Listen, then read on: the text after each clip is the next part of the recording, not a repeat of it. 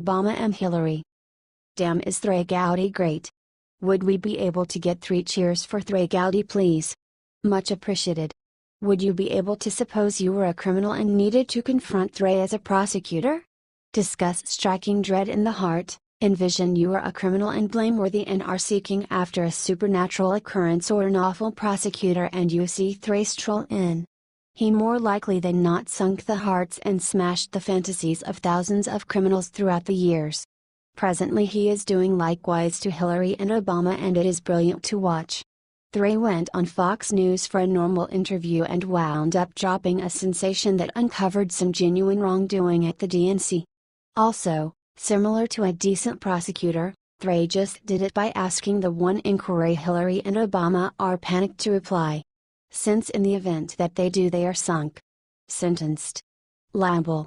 Here are the means by which it went down. Martha McCallum got some information about Jeff Johnson's declaration yesterday about the race hacking. Dre stated, "I was interested in what Obama administration knew and when and what efforts they took to help the Russians, or to notify potential victims. You just played a clip where we had a victim, the DNC. Not only did they not cooperate with Johnson, they did not turn the server over to the FBI. I think it's a little ironic now to criticize, some Democrats are, Johnson and Jim Comey and others for not giving enough in 2016, when you had a really good piece of evidence you did not bother turning over." And afterward, he asked the one inquiry that will devastate the Democrats everlastingly, discussing why they would not participate with the FBI. Dre stated, "Let me hazard a wild guess. There may be something else on that server they did not want law enforcement to see? That's where you start. I do not like speculating, but I have dealt in the past with victims who would not cooperate with investigations. Typically, the reason is, there's something else you do not want law enforcement to see. What do you think about this? Do not hesitate and write your thoughts in the comment section below. Thank you for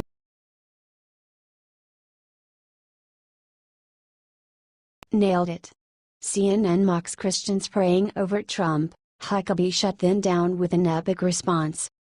White House Deputy Press Secretary Sarah Huckabee Sanders had the ideal reaction for liberals on Thursday in the midst of across-the-board feedback of a photograph of the president's Faith Advisory Board individuals imploring him in the Oval Office.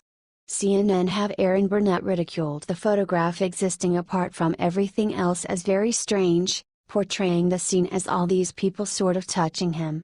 Here's the photograph. Per BizPac review. What's more, this is what CNN needed to state. CNN and other left-wingers immediately suggested that Trump is praying because he is in crisis over the continuing coverage of the Russian hoax. The CNN religion Twitter account sarcastically bleated, "Under fire, Trump prays with evangelicals in the White House."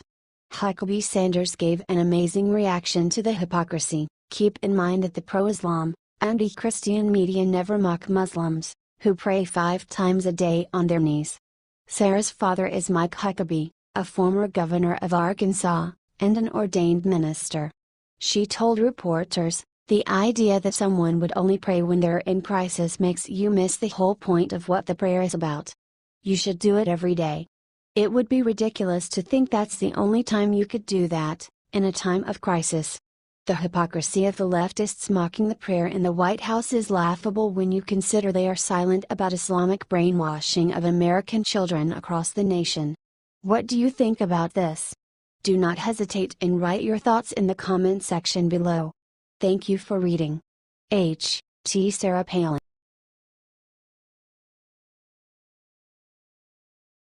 FBI releases 42 pages of new information, and the documents proving Barack and Hillary. For a pack of criminals, the troops under Mr. Obama made a decent showing with regards to if staying together. You infrequently know about one convict ratting out another either for individual pickup, or to dodge prosecution. In any case, up until now, so useful for this bundle. In any event, from the point of view of the individuals who served in the upper levels of the Obama organization. However, they do need to keep on coordinating as they shield the ball from going in the net, to utilize a soccer similarity. Because of their feasible interconnections, These paragons of open administration need to pay special mind to each other, paying little mind to whether they genuinely mind or really abhor every other's guts. In the event that one goes down, the embroidered artwork begins to unwind for every one of them. It would be a wondrous thing to witness. Furthermore, things are somewhat frayed around the edges. The FBI, under the new administration, has unveiled 42 pages of reports showing the Obama organization's abandonment in seeking after the investigation concerning Hillary's email fooling around. Not just that, they made it simple for Hillary to channel what she uncovered to the FBI, purposely concealing certain data as the Obama organization did nothing to consider her responsible for this. Therefore, up until this point, Hillary skates. We should simply investigate what Fox News needs to provide details regarding this, since the bits of this story all fit together. Some 42 pages of highly redacted documents from the FBI's criminal investigation into Hillary Clinton's mishandling of highly classified materials paint a picture of a serious, but flawed investigation that is hampered by lack of cooperation, according to a key watchdog group. The materials, all part of the probe dubbed the mid-year exam, included several documents designated as grand jury material, indicating the potential seriousness of the investigation that would ultimately be ended by the FBI Director James Comey in July, then restarted for a short period in October before being shut down for good. One redacted exchange reveals a back-and-forth subpoena response to the FBI from one of Mrs. Clinton's private attorneys, Catherine Turner, and a partner at the Washington, D.C. powerhouse firm Williams & Connolly.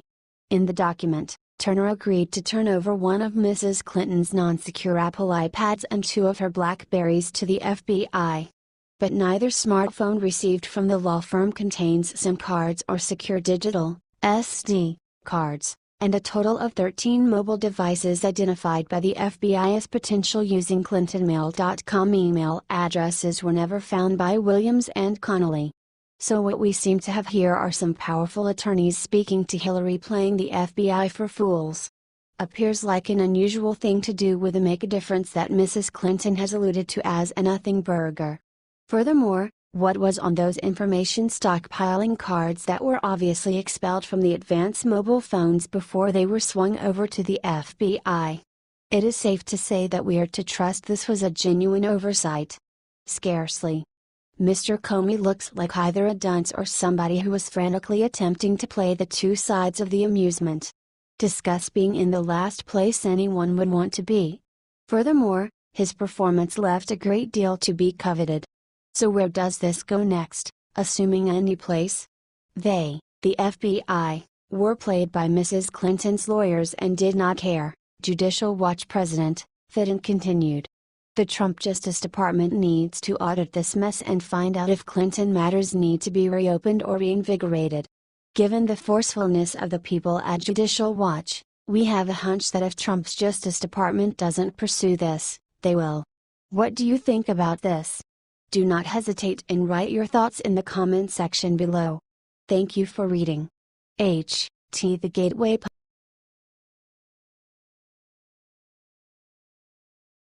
Queen Elizabeth slams the mayor of London after he goes after Trump.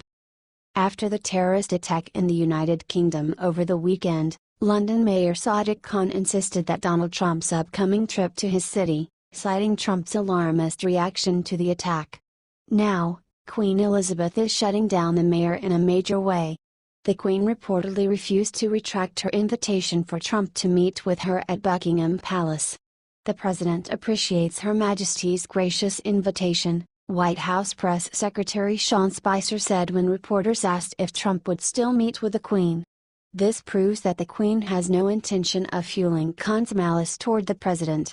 Khan allowed 400 known fighters for ISIS back into London despite their known terrorist roots, a point noted by Piers Morgan in a controversial interview on Wednesday.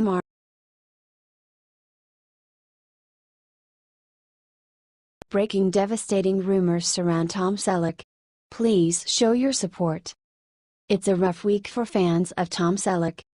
Rumors are circulating that the American actor, best known for his role on the television series Magnum P.I., will announce his retirement from acting at the age of 72. As we get older, There are phases of life that we enter into, and being an actor just isn't fun anymore, source who remained anonymous claims Selleck said. For a little while on Friday evening, #ThankYouTom was a trending hashtag on Twitter.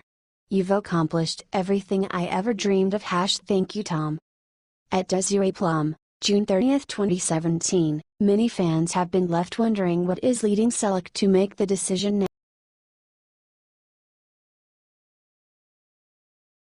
Stephen Colbert chickens finally come home to roost, it's all over. Stephen Colbert, the host of The Late Show, has been very vocal in his opposition to President Donald Trump. Now, it's being reported that Colbert lost his spot at the top of the late-night ratings to Jimmy Fallon, who has made a point not to attack the president. A month ago Colbert came under fire for launching a disgusting attack on Trump. "The only thing your mouth is good at is being Vladimir Putin's C-holster," he said, leading to 5,700 FCC complaints. 2 weeks ago, Colbert crossed the line once again when he performed a skit with Melania Trump, who suggested that she fantasized about having a sexual relationship with Canadian Prime Minister Justin Trudeau. It's clear that viewers are tired of these attacks on Trump, to the point they're actively changing the channel. Last week, The Tonight Show won the ratings for the week, averaging 2.66 million viewers, compared to The Late Show's 2.62 million.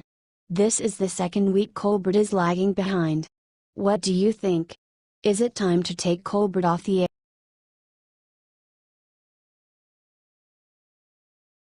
Miley Cyrus runs her big fat mouth at Melania Trump. Watch what happens next. Recently, Miley Cyrus learned just how irrelevant she has become when she decided to attack fashion designers Dolce & Gabbana for supporting First Lady Melania Trump. The extremely liberal singer took to Instagram recently to thank Dolce & Gabbana for inviting her younger brother to walk in their Milan fashion show. "I strongly disagree with your politics, but I do support your company's effort to celebrate young artists and give them the platform to shine their light for all to see," Cyrus wrote. That's when Stefano Gabbana took to his own Instagram page to fire back at Cyrus. "We are Italian and we don't care about politics, or American politics," he wrote in Italian. "We make dresses, and if you think about doing politics with a post, it's simply ignorant. We don't need your posts or comments, so next time please ignore us." #boycott Dolce & Gabbana. How embarrassing.